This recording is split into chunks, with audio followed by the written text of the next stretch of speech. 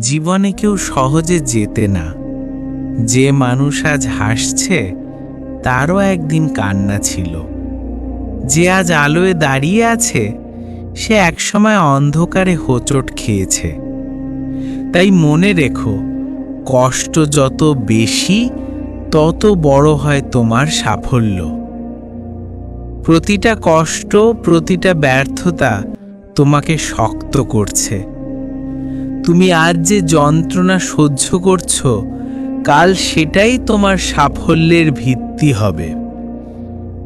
মানুষ ভাবে সব শেষ, কিন্তু আসলে সেই জায়গা থেকেই শুরু হয় নতুন অধ্যায়।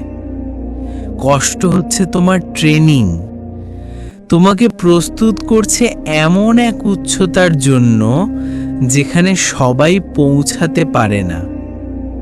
যে মানুষ বারবার পড়ে কিন্তু প্রতিবার উঠে দাঁড়ায়, তার হার মানা অসম্ভব।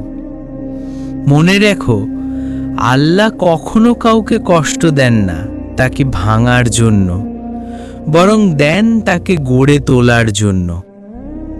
যদি তুমি এখন কষ্টে থাকো, হয়তো আল্লাহ তোমাকে এমন কিছু বানাতে চান যা তুমি নিজে কল্পনাও করনি। অন্ধকার রাত যত গভীর হয়, ভোর তত সুন্দর হয়। তুমি যদি বিশ্বাস রাখতে পারো, তাহলে প্রতিটা ব্যথা একদিন তোমার সাফল্যের গল্পে রূপ নেবে। আজকের কান্না হবে কালকের গর্ব।